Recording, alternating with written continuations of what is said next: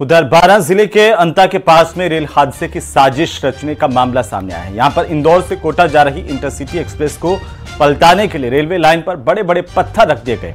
हालांकि ड्राइवर की सूझबूझ के चलते बड़ा हादसा होते होते टल गया। यह घटना कोटा रेल मंडल की है और इस घटना की सूचना मिलते ही रेलवे में हड़कंप मच गया। तुरंत मौके पर जीआरपी की टीम पहुंची। आखिरकार रेलवे ट्रैक पर पत्थर कहां से आए, इसकी जांच की जा रही है। कुछ देर ट्रेन के खड़े रहने के बाद उसे रवाना कर दिया गया। जानकारी के मुताबिक कोटा रेल मंडल में एक बार फिर से रेल पलटाने की साजिश रची गई है। इंदौर कोटा रेलवे ट्रैक पर बड़ी संख्या में भारी भरकम पत्थर रखे गए थे। इंदौर कोटा इंटरसिटी एक्सप्रेस के ड्राइवर की तुरंत रेलवे ट्रैक पर नजर पड़ गई और इससे बड़ा हादसा होते होते टल गया। हादसे को रोकने के लिए लोको पायलट ने तुरंत इमरजेंसी ब्रेक लगाए। इसकी वजह से बड़ा हादसा टला। ड्राइवर ने राहत की सांस ली। मामले को लेकर केस दर्ज किया गया है। घटना की जांच जारी है। सेक्शन इंजीनियर रोशन कुमार दिनांक 28/10/2024 थाना अंता में उपस्थित होकर एक परिवार पेश किया था, जिसमें बताया था उसने दिनांक 27/10/2024 को समय 22:21 PM को गाड़ी संख्या 22-984 अप लाइन पर किसी अज्ञात व्यक्ति ने पत्थर रख दिया था, जिसमें गाड़ी निकलते टाइम उसके टकरा गई और वहाँ जान माल का नुकसान हो सकता था। Section engineer Roshan Kumar. उधर सचिन पायलट दौसा में 4 नवंबर को पहुंचेंगे और इसके लिए सांसद मुरारीलाल मीणा ने अपने दफ्तर में एक बैठक की है। दौसा के दंगल में दोनों ही राजनीतिक दल गुर्जर मतदाताओं को साधने की कोशिश करते देखे जा सकते हैं। एक तरफ डॉक्टर किरोड़ीलाल मीणा है, जिन्होंने गुर्जर समाज के बीच जाकर माफी मांगी थी और अपने भाई जगमोहन की तुलना सचिन पायलट से की थी। इसके अलावा बीजेपी प्रत्याशी जगमोहन मीणा के भाई डॉक्टर किरोड़ीलाल मीणा गुर्जर मतदाताओं को साधने की कोशिश करते दिखाई दे रहे हैं। दूसरी तरफ दौसा सांसद मुरारीलाल मीणा फिलहाल बीजेपी के गुर्जर वोट बैंक पॉलिटिक्स पर चुप्पी साधे हुए हैं। मुरारीलाल मीणा कोई खुलकर जवाब देने से बचते रहे। कहा कि मैं उन पर कोई जवाब नहीं देना चाहता, हमारी विचारधारा से हम काम कर रहे हैं।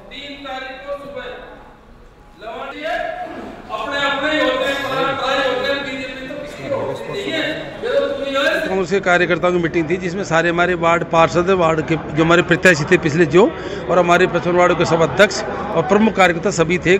हमने सबको किस तरह से चुनाव लड़ना है, मजबूती के साथ में खड़ा होना है और कब शहर का टूर करना है, इन सबको लेकर दिशा निर्देश दिया है और सब मिल करके और पूरे शहर में काम करेंगे। दौसा शहर में हम जो पिछली बार जीते थे उससे ज़्यादा वोट जीत के आएंगे। साथ साथ में ग्रामीण एरिया के अंदर भी 3 तारीख को लवाणकार नांगल का कार्य का उद्घाटन होगा, उसमें मैं स्वयं जाऊँगा। उधर दौसा में डॉक्टर किरोड़ीलाल मीणा अपने भाई जगमोहन मीणा के चुनाव प्रचार में जी जान से जुटे हुए हैं। आज किरोड़ी से मिलने के लिए एक्सीडेंट में घायल टोडा गांव का सरपंच पहुंचा। उसने कहा कि वो प्रचार करने के लिए आया है, लेकिन डॉक्टर किरोड़ीलाल मीणा ने कहा कि अभी आप आराम करो।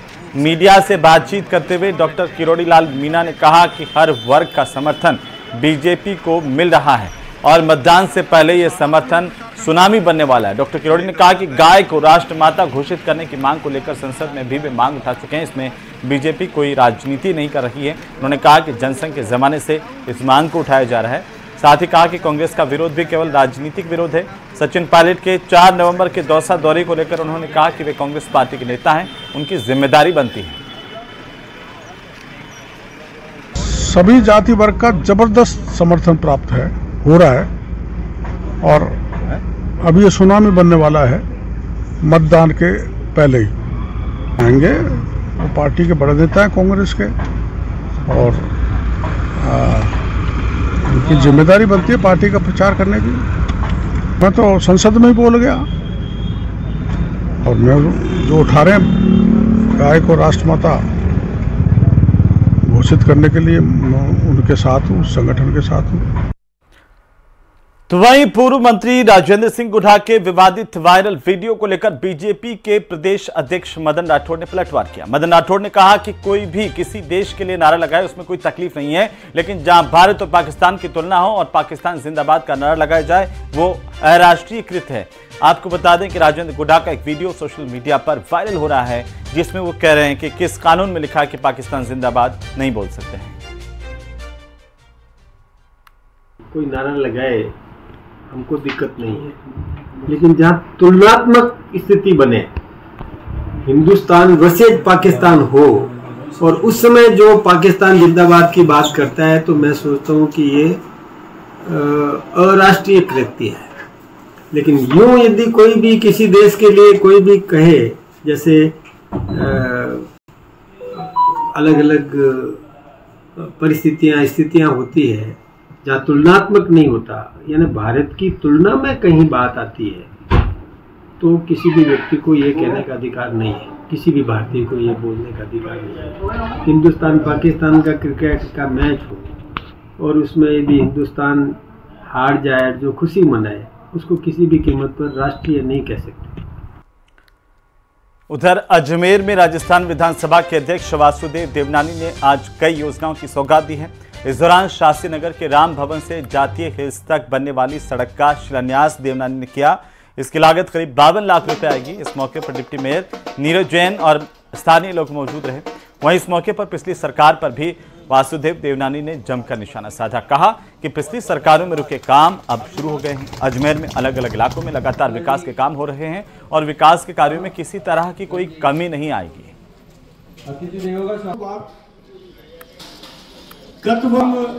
शुरू होना था सरकार। उधर नागौर में उपचुनाव के प्रचार के बीच खेवसर क्षेत्र में घूमते हुए तेंदुआ सीसीटीवी में कैद हुआ है। सूचना मिलने पर वन विभाग की टीम ने मौके पर पहुंचकर इस तेंदुए की तलाश शुरू कर दी है। खेवसर और ताड़ावास गांव के बीच में तेंदुआ दिखाई देने के बाद वन विभाग ने लोगों से अलर्ट रहने की सलाह दी है। साथ ही वापस इस तेंदुए के दिखाई देने पर वन विभाग को इसकी तुरंत सूचना देने के लिए भी लोगों से अपील की गई है।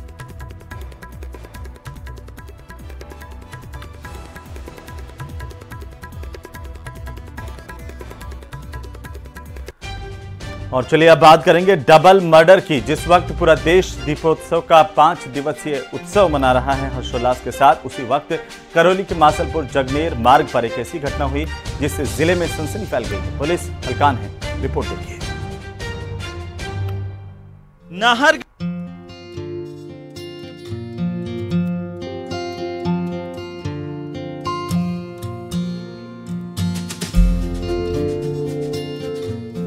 नाहरगढ़ बायोलॉजिकल पार्क में अटखेलियां करते ये भीमा और स्कंदी अब 6। चलिए डबल मर्डर की बात भी दिखाएंगे, लेकिन अभी बात करते हैं अखिल भारतीय जीव रक्षा बिश्नोई सभा ने सर्वसम्मति से गैंगस्टर लॉरेंस को अखिल भारतीय जीव रक्षा युवा मोर्चा विंग का राष्ट्रीय अध्यक्ष मनोनीत किया है। इस बाबत एक नियुक्ति पत्र बाकायदा जारी किया गया। यह फैसला लॉरेंस के गांव में बिश्नोई समाज के पदाधिकारियों की एक बैठक के बाद लिया गया।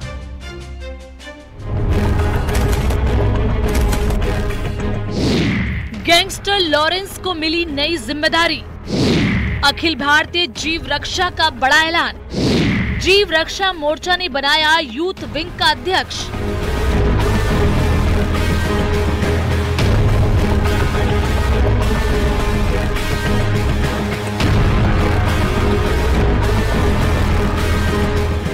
गैंगस्टर लॉरेंस गुजरात की जेल में बंद है, लेकिन इस बीच बिश्नोई समाज ने उसे एक अहम जिम्मेदारी दी है।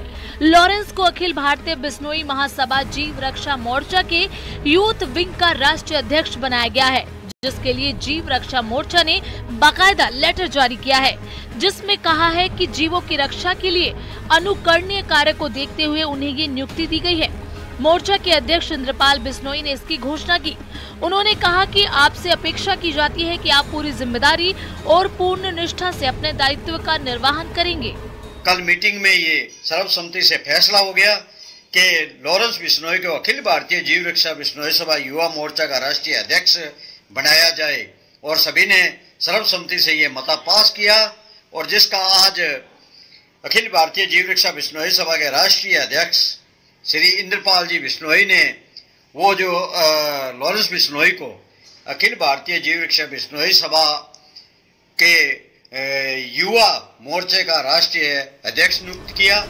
बताया जा रहा है कि लॉरेंस के गांव दूता रामली में बिश्नोई समाज समेत दूसरे समाज के पदाधिकारियों ने बैठक के बाद लॉरेंस को ये बड़ी जिम्मेदारी दी है। हाल ही में हिंदू सेना ने भी लॉरेंस को राष्ट्रीय प्रभारी नियुक्त किया था। अखिल भारतीय जीव रक्षा बिश्नोई समाज के राष्ट्रीय उपाध्यक्ष रमेश बिश्नोई का कहना है कि लॉरेंस हमारे नौजवानों को नशे से दूर करने का काम कर रहा है। साथ ही हमारे समाज में वन्य जीवों का एक बड़ा महत्व है। ऐसे में लॉरेंस वन्य जीवों की रक्षा के लिए भी लोगों को प्रेरित कर रहा है। जो युवा है वो ज्यादा से ज्यादा इस मुहिम में जुड़ेंगे, इस मोर्चे में अपनी भागीदारी सुनिश्चित करेंगे और ज़्यादा से ज़्यादा इस मोर्चे में बढ़ चढ़ के भाग लेंगे, जिससे एक तो जो युवा है हमारा वो नशे से दूर रहेगा, और एक आज जो बड़ी समस्या चल रही है राजस्थान के अंदर, खासकर जो जंगली जीवों का शिकार हो रहा है और जो खेजड़ियों के काटा जा रहा अंधाधुंध, उस रोकने के लिए ये जो अखिल भारतीय जीव रक्षा बिश्नोई सभा का युवा मोर्चा का जो गठन किया गया है, ये अपनी अहम भूमिका निभाएगा। गैंगस्टर लॉरेंस पर अभिनेता सलमान खान को जान से मारने की धमकी देने का भी आरोप है। 12 अक्टूबर को महाराष्ट्र के पूर्व मंत्री बाबा सिद्दीकी की हत्या मामले के तार भी उससे जुड़े हैं। इतना ही नहीं, उसके नाम पर कई बड़े नेताओं को धमकी दी जा चुकी है। आए दिन वो सुर्खियों में रहता है। उसके गुर्गे देश और विदेश में कई वारदातों को अंजाम दे चुके हैं। ऐसे में अखिल भारतीय जीव रक्षा बिश्नोई सभा का ये फैसला कैसा असर दिखाता है, ये देखने वाली बात होगी। अबोहर फाजल का पंजाब से न्यूज़ 18 राजस्थान के लिए प्रदीप कुमार की रिपोर्ट।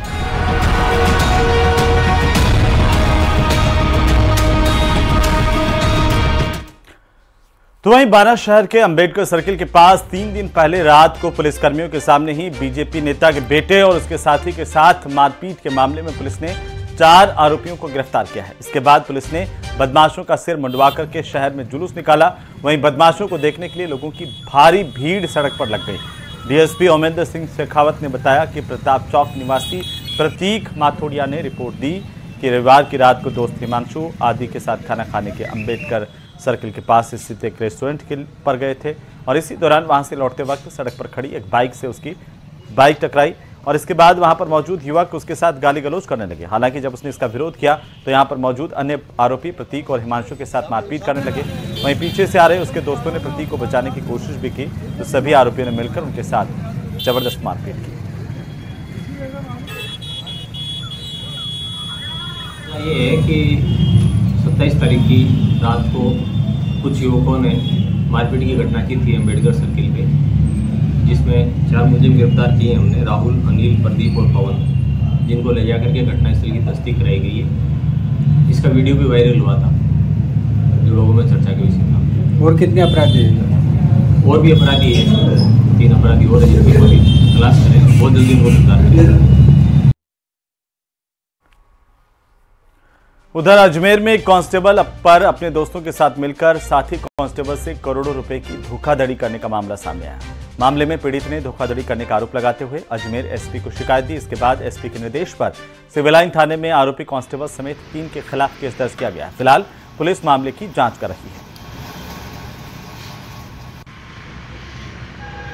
इस लाइन में constable VP Singh Meena, constable number 2821 police line जिला अजमेर ने व अन्य साथियों ने श्रीमान पुलिस अधीक्षक महोदय से मिलकर के ये प्रकरण दर्ज करवाया है।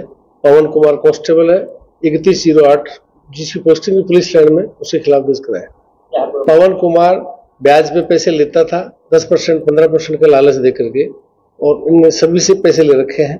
करीब 10 से 15 करोड़ रुपए का घोटाला को बता रहे हैं। उसके संबंध में मुकदमा दर्ज हुआ, जिसका अनुसंधान मेरे द्वारा किया।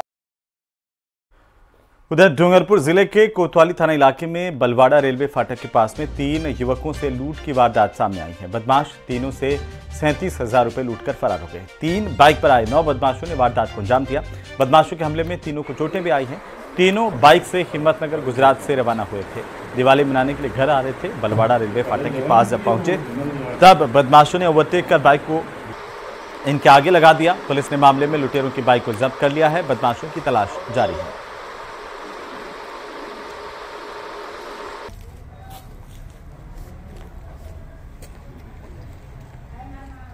और बलवाड़ा फाटक से आगे निकल गए और बलवाड़ा फाटक पे पुलिस वाले खड़े थे तो इक्को गाड़ी रुकवा दी। हमारे पीछे इक्को थी और इसके आगे हम आ रहे थे।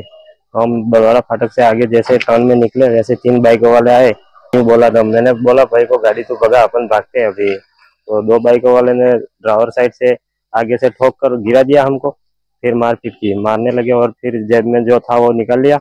मेरे पास 17,000 थे, बड़े भाई के पास 10,000 थे, 15,000 थे और उसके पास 5,000 थे। टोटल पैसा निकाल लिया और मेरा फोन जेब में से निकालते ही फोन फोड़ डाला। वहीं अजमेर में चोरी की वारदातें लगातार सामने आ रही हैं और जिले के कृष्णगंज थाना इलाके में चोरों ने एक मंदिर को निशाना बनाया। चोर ने सरिये से मंदिर का दरवाजा तोड़ा। दान पात्र से हजारों की नकदी लेकर चोर फरार हो गए। घटना सीसीटीवी में कैद हुई है। मामले की सूचना पर पुलिस मौके पर पहुंची, मामले की जांच शुरू कर दी है। मिला था, पुलिस वाले ले गए, सरिया था, उसी से उन्होंने ताला तोड़ा, गेट तोड़ के घुसे। क्या लगता है भाई साहब कि यहाँ पर कोई वारदात आए दिन बढ़ रही है, यहाँ पे चोरों के हौसले बुलंद हो रहे जा रहे हैं? अब ये तो कोई ऐसा लगता है कि छोटा बड़ा चोर है जो अपने कुछ शौक पूरे करने के हिसाब से आया हो। दान पत्री पेटी में कितने पैसे होंगे अंदाजन? 5-7 हज़ार तो होना ही चाहिए, क्योंकि खोले हुए काफी टाइम हो गया हमारे को। तो वहीं राजस्थान राज्य प्रदूषण नियंत्रण मंडल क्षेत्रीय कार्यालय आबू रोड में कार्यरत अभियंता अशोक जेलिया की कार्यशैली पर गंभीर आरोप लगे हैं। आबू मार्बल एसोसिएशन के पूर्व अध्यक्ष ने मंत्री ओटाराम देवासी, जिला कलेक्टर अल्पा चौधरी से मिलकर इस मामले में शिकायत की। व्यवसायियों को परेशान करने के आरोप लगाए हैं।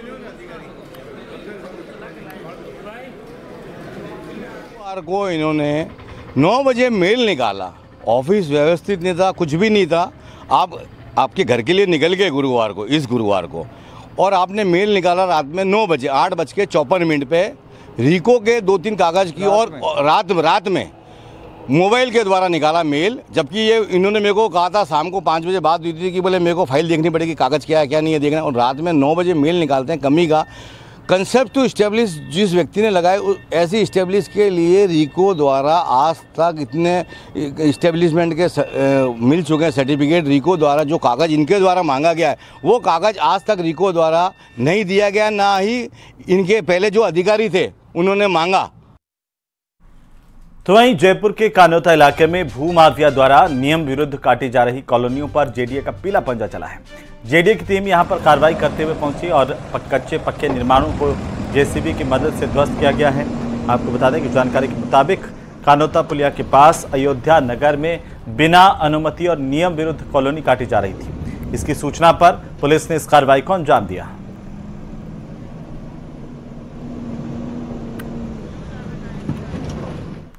उधर कोटपुतली बिजली निगम में सरकार की ओर से निजीकरण को बढ़ावा देने का विरोध बिजली कर्मी कर रहे हैं। बिजली कर्मियों ने काली पट्टी बांधकर विरोध प्रदर्शन किया। प्रदर्शन कर रहे कर्मचारियों ने बताया कि सरकार डिस्कॉम प्रणाली लागू करने जा रही है, जिसमें घाटा बढ़ने के साथ ही श्रम शक्ति का भी ह्रास हो रहा है। कर्मचारियों ने डिस्कॉम प्रणाली को खत्म करके RSEB प्रणाली लागू करने की मांग की है।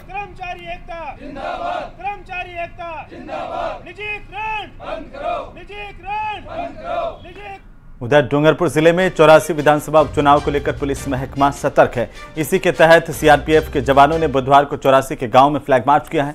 सिमलवाड़ा पुलिस उपाधीक्षक राजकुमार राजौरा की मौजूदगी में धम्बोला हुआ। 84 थाना पुलिस और CRPF के जवानों ने निष्पक्ष शांतिपूर्ण मतदान को लेकर फ्लैग मार्च किया। लोगों से शांतिपूर्ण तरीके से बढ़ चढ़कर मतदान में हिस्सा लेने की अपील भी की।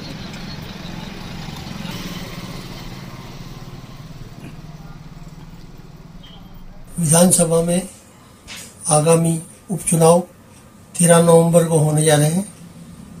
इसमें भयमुक्त वातावरण बनाए रखने के लिए और शांतिपूर्ण मतदान करने के लिए जनता से अपील करने के लिए दंबोला थाना इलाके में चाड़ोली, मेवाड़ा, बांसिया और दंबोला में CRPF बटालियन के साथ में फ्लैग मार्च किया गया। इसके अलावा 84 थाने में RSE कंपनी के साथ में गेजी में फ्लैग मार्च किया। इसके अलावा कुआ थाने में जो है CRPF बटालियन के साथ में दरियाटी और अन्य क्षेत्रों में फ्लैग मार्च किया गया। अजमेर संभाग के सबसे बड़े JLN अस्पताल में अब कैंसर रोग से जुड़े जटिल सर्जरियों के भी किए जाने की व्यवस्था हो गई है। इसके लिए कैंसर सर्जरी के विशेषज्ञ डॉक्टर अर्पित जैन की सेवाएं 1 नवंबर से यहां पर शुरू होने जा रही है। विधानसभा अध्यक्ष वासुदेव देवनानी ने मंगलवार को अस्पताल कार्यों का निरीक्षण किया है। साथ ही डॉक्टर अर्पित जैन और अन्य विभागों के आचार्यों और सह आचार्यों से भी उन्होंने मुलाकात की। वहीं अस्पताल में नए इंस्टीट्यूट ऑफ पेडियाट्रिक और नियोटोनोलॉजी का निर्माण कार्य भी शुरू किया जा रहा है और इसके लिए 53 करोड़ रुपए का बजट मिल चुका है। वहीं अस्पताल में क्रिटिकल केयर ब्लॉक का भी निर्माण हो रहा है, जो जल्द शुरू होगा। देवनानी ने कहा कि आदर्श अस्पताल के रूप में इसे विकसित करने के लिए तमाम सुविधाओं का विस्तार किया जा रहा है। खासतौर पर से साफ सफाई के लिए भी यहाँ पर विशेष प्रबंध किए जा रहे हैं। अस्पताल परिसर में 200 सीसीटीवी कैमरे भी लगाए गए हैं।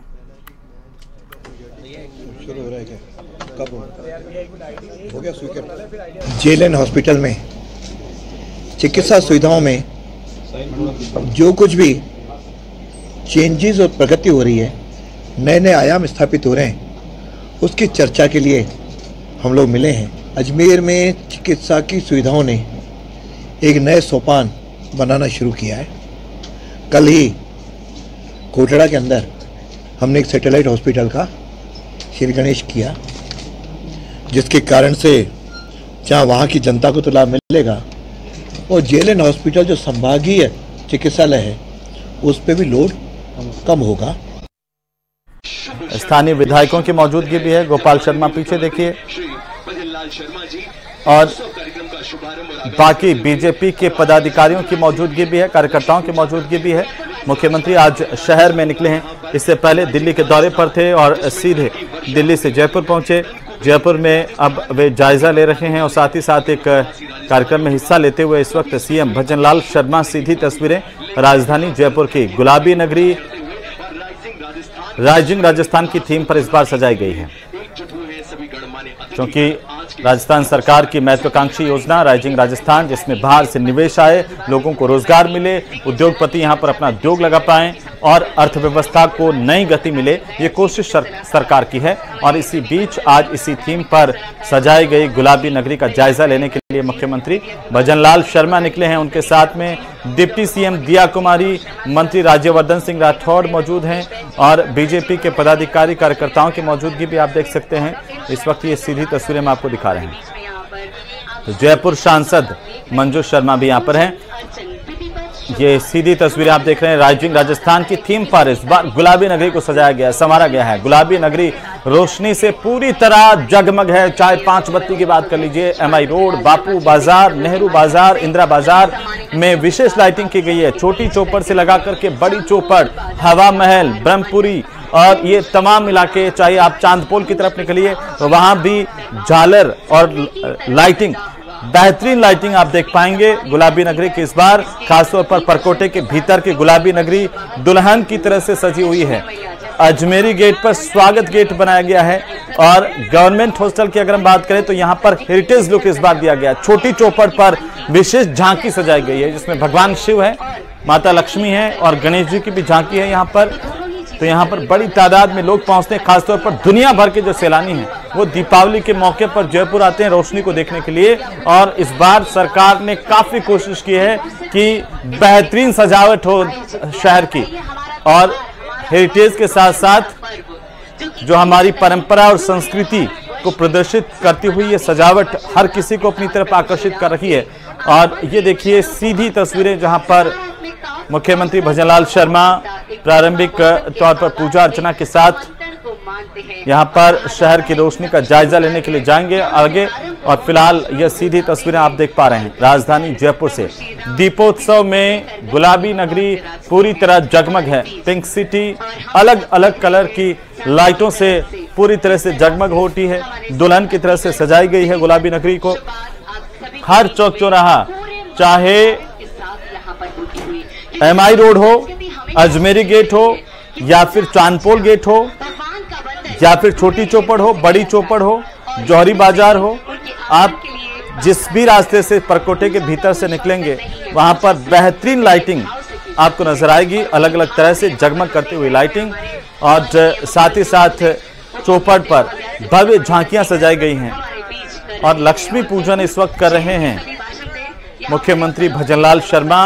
उनके साथ डिप्टी सीएम दिया कुमारी, जयपुर सांसद मौजूद हैं और डिप्टी सीएम के साथ साथ जयपुर सांसद की मौजूदगी और मंत्री राज्यवर्धन सिंह राठौड़ भी यहाँ पर मौजूद हैं मुख्यमंत्री के साथ। इसके साथ साथ आप देखिए पीछे बाल मुकुंदाचार्य विधायक भारतीय जनता पार्टी के जो परकोटे के सबसे चर्चित विधायक हैं, वे भी यहाँ पर शरीक हो रहे हैं इस पूजा में, मुख्यमंत्री के साथ मौजूद हैं। बीजेपी के कई बड़े नेताओं की मौजूदगी आप यहां पर देख सकते हैं और शहर के जो बीजेपी के नेता हैं, कार्यकर्ता हैं, आम लोग हैं, वे भी यहां पर मौजूद हैं क्योंकि मुख्यमंत्री जब यहां पर आए हैं लोगों से भी मुलाकात करते हुए देखे जा सकते हैं। और अब आरती का वक्त है और सीएम यहां पर करेंगे मां लक्ष्मी की आरती। प्रदेश भर में मां लक्ष्मी खूब धन वर्षा करें और इसके साथ साथ गुलाबी नगरी को और चार चांद लगे, हेरिटेज लुक और ज्यादा बेहतर तरीके से हम संजो करके रख पाएं।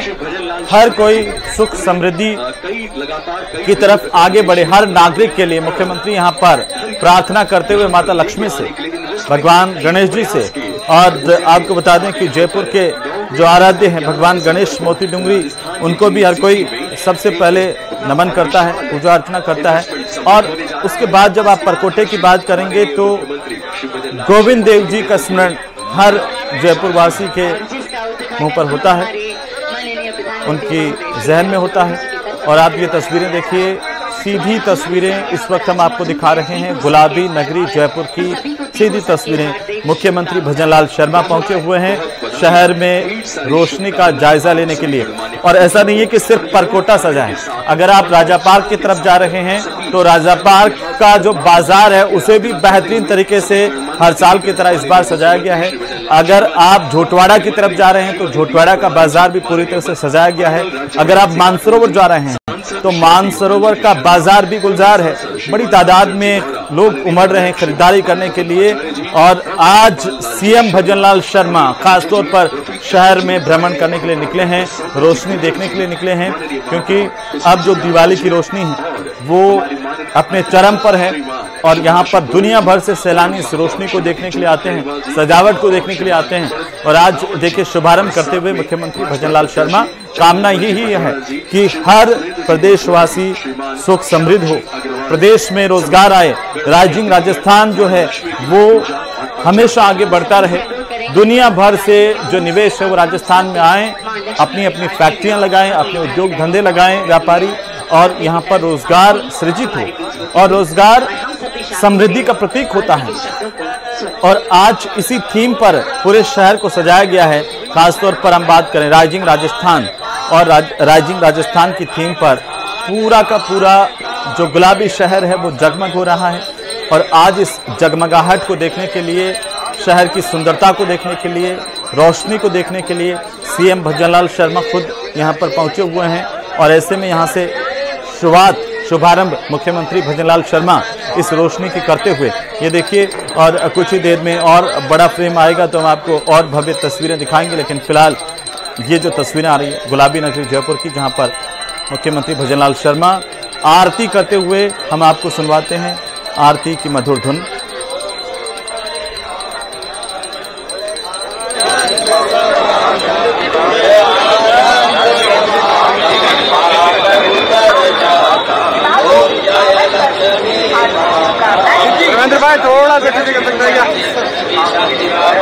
और इसी के साथ हम सभी मिलके मां लक्ष्मी का जयकारा लगाएंगे, बोली लक्ष्मी मैया की। और आप सभी लोगों पर लक्ष्मी मैया का आशीर्वाद सह परिवार यूं ही बना रहे, धन और धन्य की वर्षा। आप बीच में जब आते हैं तो असल आनंद जो कह सकता हूँ मैं कि आपके चेहरे पर भी मुस्कान तभी आती है जब इनके चेहरे पर आती है। हाँ, ये जो बच्चा है अब ये पैर पे कभी चप्पल नहीं पहनेगा, लेकिन आदत बनानी पड़ेगी कि ये आदत बनानी पड़ेगी कि चप्पल जूते पहनना शुरू करें, नहीं तो जिंदगी में बचपन में पैर खराब हो जाएगी। तो ये आदत बनेगी, चप्पल ये भी जूते पहन के तोड़ेगा। आ गया बेटा। आपकी ये मुहिम निश्चित तौर पर प्रेरणा भी देती है, लोगों से भी, सामाजिक संस्थानों से भी क्या अपील आती है? बहुत सारे लोग करते हैं। अभी मैंने देखा कि छोटे छोटे घरों के बच्चे जिनकी उम्र 18 साल थी, 20 साल थी, 22 साल है, घर से निकले और इन बच्चों के बीच में पटाखे चला रहे थे और इनके बच्चों के बीच में वो मिठाई बांट रहे थे। ऐसे सारी संस्थाएं, कई लोग मिले, करते रहते हैं सब लोग। एक अच्छा प्रयास है। कोटा में, भारत में ये सबके के जीवन में खुशी आए, उमंग आए। अब इस बेटी के नए कपड़े पहनेगी, नए जूते पहनेगी तो खुशी आएगी। सर्दी का समय है, ठंड का समय रहेगा तो ऐसे सब लोग करते रहते हैं, अच्छा प्रयास है। एक सवाल बहुत महत्वपूर्ण होता है साहब, जब आप इनके बीच में आते हैं और ये तमाम चीजें, इन बच्चों के पैर में चप्पल नहीं है, जूते नहीं है, बदन पर कपड़े नहीं है, दिवाली का त्योहार है, बिना आतिशबाजी के अधूरा होता है, बिना मिठाई के अधूरा होता है, ये सब कुछ चीजें इनके घर पर पहुंच जाए तो उस खुशी का ठिकाना नहीं होता। अंशु जी, एक दिन समय आएगा जब समाज के सभी लोग ऐसे गरीब लोगों के बीच में दिवाली मनाएंगे, और एक समय ऐसा भी आएगा कि कोई गरीब भारत में नहीं रहेगा, कोई वंचित नहीं रहेगा। हमारा सबका प्रयास ये होना चाहिए कि कोई वंचित न रहे, गरीब न रहे। इसलिए सब एक एक दिया जलाए, सबके जीवन में खुशी आए और ऐसे ही उजाला करे। बहुत बहुत शुक्रिया। बहुत अच्छी बात लोकसभा अध्यक्ष ओम बिरला ने कही कि एक दिन ऐसा आएगा कोई भी गरीब नहीं रहेगा, कोई भी वंचित नहीं रहेगा, और इसके लिए जरूरत है सामूहिक प्रयास की, जो कि इस तरह की कोशिश के साथ, इस तरह की मुहिम के साथ, इस तरह की जागरूकता के साथ ही साकार हो सकती है। हिमांशु मित्तल, न्यूज़ 18 कोटा। तो देश भर के साथ ही प्रदेश में भी दिवाली की धूम है और हर कोना जगमग है। सीधे हम आपको गुलाबी नगरी जयपुर लिए चलते हैं, जो पूरी दुनिया में अपनी रोशनी के लिए भी जाना जाता है और दुनिया भर से पर्यटक यहां पर इस रोशनी को देखने के लिए आते हैं। हमारी सहयोगी महिमा हमारे साथ जुड़ रही हैं गुलाबी नगरी की जो रोशनी है वो आपको दिखाने के लिए। महिमा, बताइए जरा और दिखाइए हमें कि किस तरीके से दुल्हन की तरह से गुलाबी नगरी सज धज करके तैयार है। बिल्कुल, देखिए, सबसे पहले तो मैं दीपोत्सव के दूसरे दिन यानी कि रूप चौदस के अपने दर्शकों को हार्दिक शुभकामनाएं देती हूं। और आज जैसा कि हम सभी जानते हैं कि दूसरा दिन है, रूप चौदस का पर्व सेलिब्रेट किया जा रहा है और राजधानी दुल्हन की तरह सजकर तैयार हो गई है। लाइटिंग यहाँ पर जगह जगह पर देखी जा रही है और विश्व प्रसिद्ध जयपुर की लाइटिंग इसे कहा जाता है। और इसको देखने के लिए सैलानी तो पहुँचते ही पहुँचते हैं, खासतौर पर जयपुर वासी भी बड़ी संख्या में इस गुलाबी नगरी का दीदार करते हैं, रुक करते हैं। और वहीं विदेशी पर्यटकों के लिए ये जो लाइटिंग है वो आकर्षण का केंद्र बनती है। इस वक्त मैं मौजूद हूँ जौहरी बाजार में। तस्वीरों के जरिए आप देख सकते हैं कि विशेष लाइटिंग यहाँ की गई है। हालांकि जो है दुकानें भी विशेष तौर पर सजाई गई है व्यापारियों द्वारा, और ये जो लाइटिंग की जाती है हर बार व्यापार मंडल की ओर से की जाती है। फिर चाहे वो जयपुर का मेन बाजार की बात करें हम, तो नेहरू बाजार, बापू बाजार, इंदिरा बाजार में विशेष जो है इस बार लाइटिंग की गई है। और मैं आपको बता दूं हेमंत, इस बार राइजिंग राजस्थान की थीम पर बाजारों को सजाया गया है। और ये जो रोशनी देखने को मिल रही है, हम सभी जानते हैं कि आगामी जो इवेंट होने जा रहा है राजस्थान में दिसंबर में, उस इन्वेस्टमेंट समिट को लेकर इस बार व्यापार मंडल ने कोशिश की है, क्योंकि जब इन्वेस्टमेंट आएगा तो व्यापारियों को इससे सबसे ज़्यादा मुनाफा होगा। तो ऐसे में व्यापारियों ने इस बार राइजिंग राजस्थान की थीम पर फोकस करते हुए पूरी राजधानी को सजाया है। और आप ये तस्वीरें देख सकते हैं राजधानी की, हम आपको दिखा रहे हैं। ये तस्वीरें बयां कर रही है कि गुलाबी नगरी जो है सज धज कर पूरी तरह से दीपोत्सव के लिए तैयार है। कल दीपोत्सव में तीसरा दिन होगा। मुख्य बाजार की बात करें तो राजधानी के हेरिटेज लुक को भी यहाँ दर्शाया गया है जगह जगह पर। और ये तस्वीरें हम आपको सीधी राजधानी की दिखा रहे हैं इस वक्त गुलाबी नगरी की। बिल्कुल महिमा, बहुत शुक्रिया हमें लाइटिंग दिखाने के लिए, गुलाबी नगरी की साज सज्जा दिखाने के लिए। लगातार अपने दर्शकों तक हम पहुंचाते रहेंगे। और अब फिलहाल इस बुलेटिन में इतना ही। आप देखते रहिए न्यूज़ 18 राजस्थान। नमस्कार।